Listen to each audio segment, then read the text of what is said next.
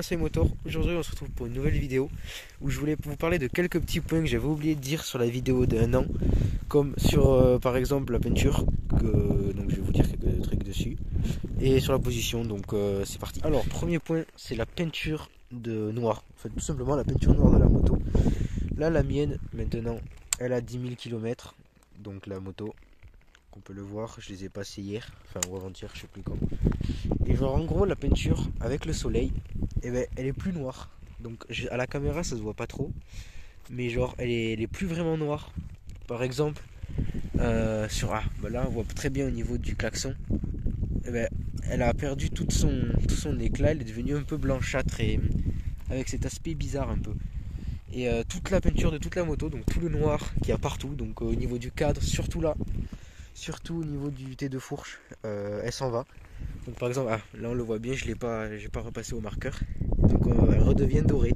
Donc le noir en fait au soleil, quand on la laisse trop longtemps au soleil, plein soleil, donc bien fort, ben en fait la peinture noire elle s'en va. Donc là j'ai passé un peu de marqueur pour que ça se voie moins, mais du coup c'est pas très beau.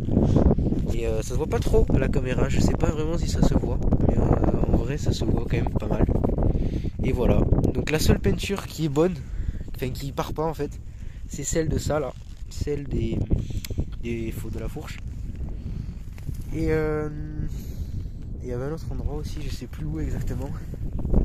Mais bref, il y a cette peinture qui tient, donc il n'y a pas de souci.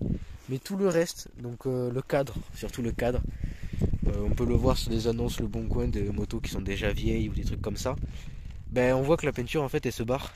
Donc le moteur ça a l'air d'aller pour l'instant. Mais ouais, elle part un peu, elle devient blanche en fait, on revoit le métal. Donc voilà, donc c'était au niveau de la peinture. Il y avait ce point là qu'il fallait que je vous le dise, j'avais oublié. Et aussi, j'ai oublié de vous dire, mais il y a aussi pas mal de problèmes avec le phare. Moi j'ai mis une LED, on me voit avec la cagoule de moto. Bref, le phare, il y a quand même pas mal de problèmes dessus. Genre il y a des fils dedans. Deux petits fils de... Je sais pas si j'avais fait une vidéo dessus, je crois. Mais les fils des LED sur le côté, ils font que péter. Mais genre tout le temps. Je fais que les refaire. Donc à force de le découper, de le ressouder, ben, j'ai dû le changer. J'ai dû en mettre un plus gros. Donc j'espère que ça va tenir. On a... Je sais pas si on voit bien, mais... on dirait un reflet. Ouais, là, en fait, le chrome qui permet de réfléchir, c'est de la peinture. Là, j'avais passé le doigt pour virer un peu de la poudre de tout qu'il y avait dedans. Et genre en fait, ben là... c'est barré tout simplement. Donc du coup ici il manque de la peinture dedans. En bas ça a été explosé parce que mon ampoule elle avait pété. Bon ça c'est pas grave. C'était l'ampoule que j'avais mis, donc je l'ai réparée. Donc elle est là.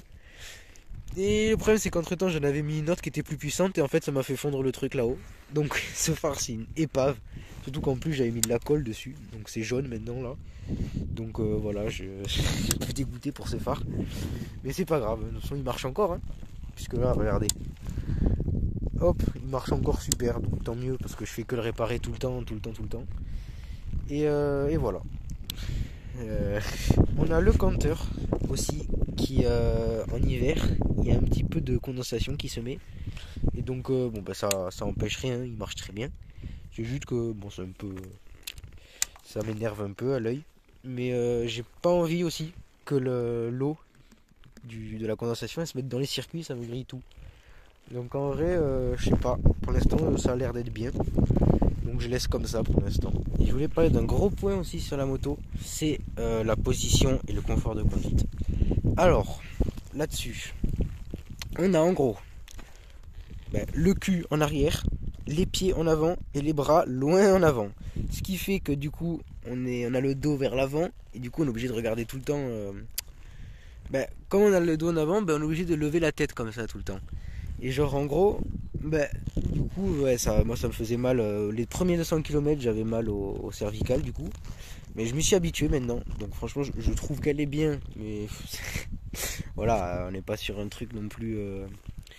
Une position qui est incroyable quoi. Parce que vraiment, tout le monde me dit que c'est insupportable. Même le mécano qui m'a vendu la moto, il me dit que c'est impossible, c'est horrible. Donc bon, moi je me suis habitué, je trouve ça bien maintenant, mais bon, c'est pas incroyable quoi. Ensuite, quand on est passager, depuis la vidéo d'un an, j'avais dit que c'était horrible parce qu'on m'avait dit ça, mais entre temps j'ai été passager et franchement, je trouve qu'on est bien. Parce que en fait, là, ça quand t'es pilote, ben t'as ça. Donc c'est vraiment le même confort qu'une planche, mais vraiment pareil, hein. La première chose que j'ai pensé en montant dessus, c'est une planche, parce que en fait, ben, c'est très plat comme ça, avec des angles, donc c'est comme si tu étais assis sur une planche, genre pareil, ça m'avait fait tilt. Mais par contre, quand on est passager, c'est pas du tout pareil, puisque du coup, on a tout ça là, on a tout ça de moelleux. Et en vrai, je trouve qu'on est bien, on est vraiment bien derrière, puisque du coup, en plus, quand t'es à deux, les amortisseurs ils deviennent mous, parce que du coup, il y a beaucoup plus de poids. Donc, au niveau des amortisseurs, elle devient bien, au niveau de la selle, elle devient bien. Néanmoins, et ben, comme elle est comme ça, ben, t'as toujours peur en fait que tu tombes comme ça, là, que tu glisses et que tu tombes derrière. Bon, c'est une impression, mais genre, tu sais, c'est toujours un peu gênant. Et donc au niveau de la position passager, franchement on est bien. Je trouve il n'y a pas besoin d'avoir la selle double place puisqu'ils en vendent une Delta Mix. Donc une selle comme ça là, toute plate. Mais en vrai, franchement je trouve qu'on est bien sur la selle sans ça du coup. Parce que du coup, vous comprenez bien qu'avec la coque de selle ça va pas être incroyable. Mais oui, du coup à deux on est bien, puisque du coup on a les amortisseurs, ben, ils ont beaucoup plus de poids, donc ils s'amortissent. Bon, quand on est à deux, on sent bien que le frein arrière il est au bout de sa vie, donc tu freines comme un fou, ça freine plus. Le frein avant par contre, le frein avant, lui, franchement c'est des freins de 125, donc du coup en fait ben, il freine extrêmement bien pour passer de 70 à non de 60 à 0. Et j'avais pris, si je me rappelle bien, j'avais calculé devant mon PC là, avec mon chrono. Ça m'avait pris 1 seconde 60 je crois. Ouais, 1 seconde 70 peut-être, pour passer de 60 à 0. Donc c'est quand même un bon freinage. Ah, tout seul, je précise, parce que à deux c'est pas pareil. Hein. Mais non, au niveau là, franchement, elle a un bon freinage. La selle, très dure.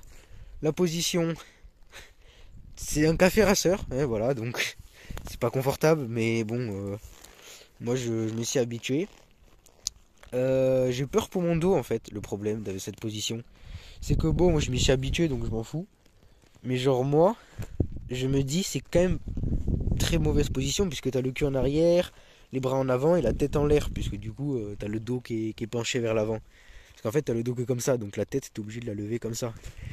Donc j'ai peur pour mon dos parce que effectivement moi je suis jeune donc je m'en fous. Mais effectivement quand je serai vieux, si j'ai des problèmes de dos, je saurai d'où ça vient. Mais je sais pas. En vrai moi je m'y suis habitué donc il n'y a pas de problème. Donc pour l'instant de toute façon je vais passer le permis 125 bientôt. Donc elle je pense qu'elle va rester un peu plus au garage qu'avant. Et bon mais au niveau de la position c'est pas incroyable. Au niveau de la 125, vous me conseillez quoi? Moi je voulais prendre la Masai 125 Scrambler Sport parce qu'elle fait 15 chevaux et donc elle est plus puissante que la Scrambler normale. Mais je sais pas quoi prendre en fait comme moto comme 125. Vous me conseillez quoi? Moi j'étais parti sur la Masai Scrambler Sport 125. Mais dites-moi les motos, n'importe quelle marque. Un truc qui fait 15 chevaux au moins. Parce que j'aimerais pouvoir avoir une amélioration parce que c'est vrai que rester avec une moto pas puissante c'est pas fou. Et voilà, donc dites-moi en commentaire ce que vous avez comme idée de moto. Sur ce, c'était Masai Motor, on se retrouve pour une nouvelle vidéo. Je sais pas quand, parce que ça fait déjà 3 semaines que j'ai pas fait de vidéo, donc je sais pas quand, je sais qu'il faut que je fasse une vidéo sur la vidange. Et mais je sais pas. Donc sur ce, c'était Masai Motor.